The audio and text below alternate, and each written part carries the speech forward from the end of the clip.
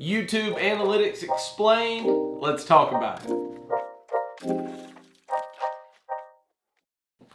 Okay, so when we dig deep into the YouTube Analytics, one of the things that we're really going to focus on is being in the YouTube Studio. So I really want you to just quickly notice here, this is for my other channel here, and it's just at 66 subscribers. But notice here, there's a few different things that's very important. One, you can see your latest video performance.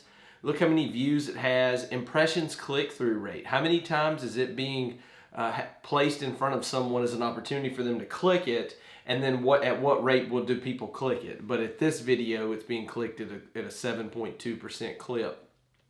And then of course an average duration here of 46 seconds. Well, this was a short. Shorts have to be less than 1 minute long. Also shows that I have a comment there. Notice here though, in your channel analytics, one of the things that's very, very important is that it will have current subscribers. You kind of see it trending plus 24 in the last 28 days. Notice how then you have a summary of your views and watch time, as well as the top videos for the last 48 hours. Notice that these are your latest published videos here on the left, as well as some of the latest comments there. So in recent subscribers as well. So you see two different things. So let's go into the channel analytics, and that's where we really want to kind of focus on today.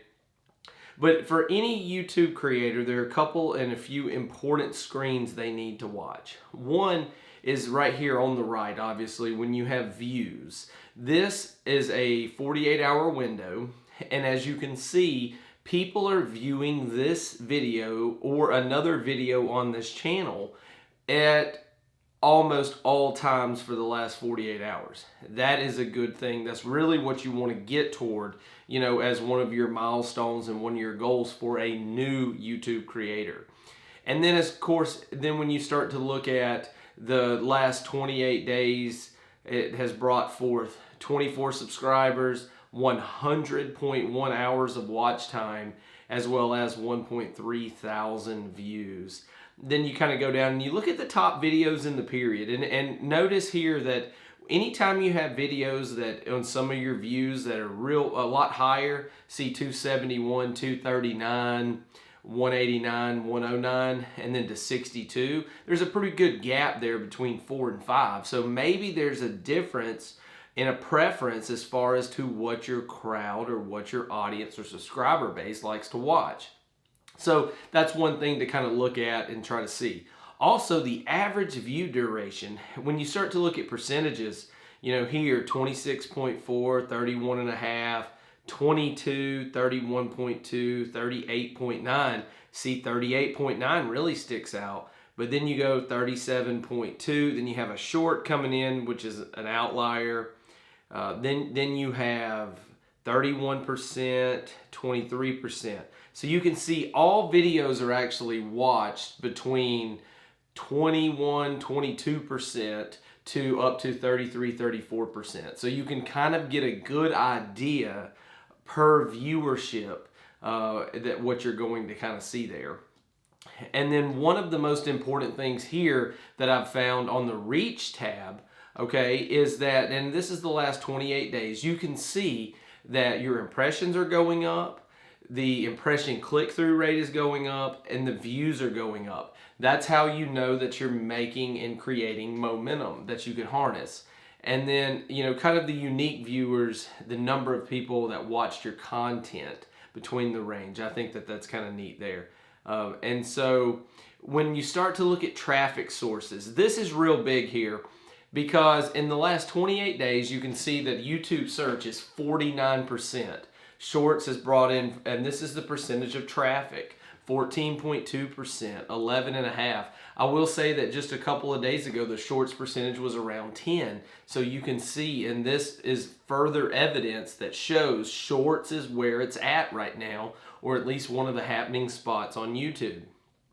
And then you look at your impressions, how they led to watch time, basically led to 60 hours of watch time when it starts funneled down.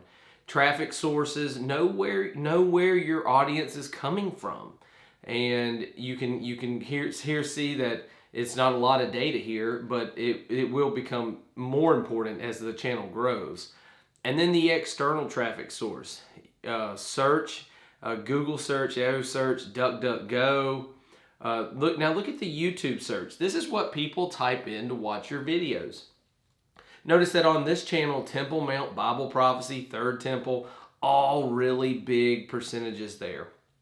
And then the suggested videos here that are actually referring and referencing your videos as well. So you can see lots of good and crucial information here in the analytics. So let's go a little bit further. The engagement portion, you can see here the watch time, average view duration. Well, when you start to see the watch time, notice the trends. Notice how you can watch the trends here. Here, let me back up, and instead of going the last 28 days, let's just look at the last 7 days, just to kind of give you an idea. And then you can kind of see it's kind of spiking, leveling off, spiking, and now it's kind of going back down.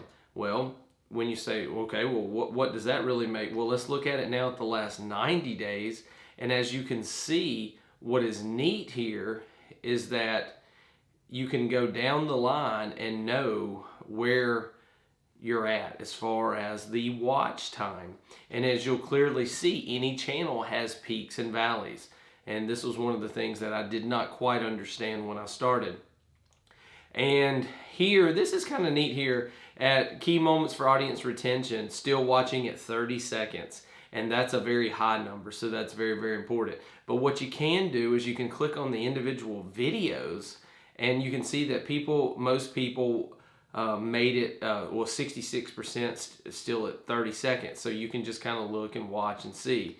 Well, then when you kind of come down here and you move your forecasts and things like that, you'll see that, okay, hey, your audience retention rate goes down in this curve here. So that's kind of neat to know as you plan your videos, particularly if you see that one video over another has a special or a unique appearance of people are still watching it at 30 seconds.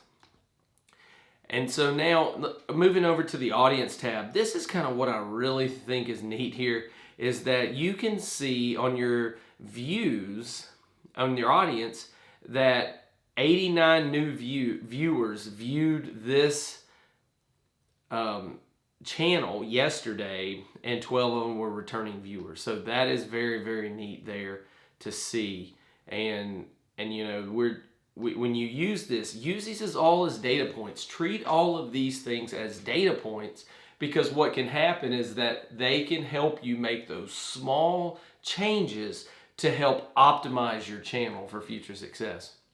Well, real quick, if you're finding value in today's video, hit that thumbs up, hit that subscribe button, but also leave a comment down below. Tell me what you like about this video and if you'd like to see future videos on those topics. Let's get right back to it. So when you kind of go down and you're looking at your audience, you have different geographies. You can see here that on this channel, 4.6% of the people are from India. You know, it's kind of neat. And most people are from 18 to 24 and 25 to 34 years old. But you can clearly see there is a tremendous amount of opportunities here to look at the YouTube analytics explain, particularly where we're in, you know, in 2021, you got 2021 YouTube analytics. It's very tough there, and it's very kind of tough to know.